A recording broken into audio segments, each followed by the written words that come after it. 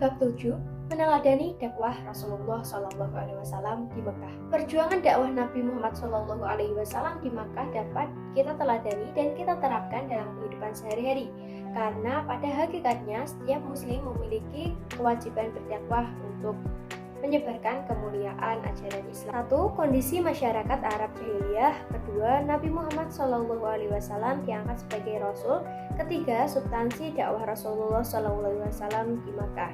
Substansi dakwah Rasulullah SAW di Makkah adalah sebagai berikut. A. Mengajarkan tauhid kepada Allah Subhanahu wa Ta'ala. B. Memperbaiki akhlak masyarakat Makkah. C. Menegakkan keadilan dan bersamaan derajat. Dan yang D. Mengajarkan adanya hari kiamat. 4. Strategi dakwah Rasulullah SAW di Mekah. Selama berdakwah, Rasulullah SAW menggunakan strategi sebagai berikut. A. Dakwah secara sembunyi-sembunyi selama kurang lebih 3 tahun. B. Dakwah secara terang-terangan selama 10 tahun. 5. Reaksi kaum kafir Quraisy. 1. Persaingan perebutan kekuasaan. 2. Persamaan hak dan derajat. 3. Taklid kepada nenek moyang. Terhadap Nabi Muhammad SAW, kaum kafir Quraisy juga sangat kejam. Di antaranya adalah beberapa orang berikut. Yang pertama, Hakam bin Ash dan Uqbah bin Muhayt selalu meletakkan kotoran-kotoran ke punggung Nabi Muhammad SAW saat beliau sholat.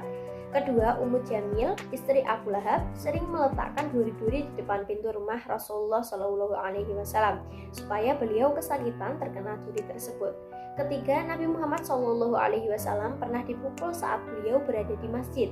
Keempat, Rasulullah SAW pernah dicaci maki dan dilempari batu oleh para pemuda Taif ketika berdakwah di daerah tersebut. 6. Penyebab keberhasilan dakwah Nabi. A. Berakhlak mulia. B. Memiliki analisa sosial yang cerdas. C. Memiliki niat yang kuat. D. Penuh kasih sayang. E. Menyampaikan kebenaran. F. Menggunakan strategi yang tepat. 7. Hikmah dakwah Rasulullah SAW di Mekah. A. Menumbuhkan keyakinan bahwa Allah SWT pasti akan menolong hambanya yang sabar, tabah, dan memiliki semangat tinggi dalam berdakwah. B. Meyakini bahwa semua hidayah datang dari Allah SWT, sementara Rasulullah SAW hanya bertugas menyampaikan risalah. C. Islam mengajarkan persamaan hak dan derajat bagi semua manusia. Setiap orang memiliki kedudukan yang sama di sisi Allah SWT. Hanya ketakwaanlah yang menjadi ukuran kemuliaan di hadapan Allah SWT. D. Setiap perjuangan dakwah membutuhkan pengorbanan.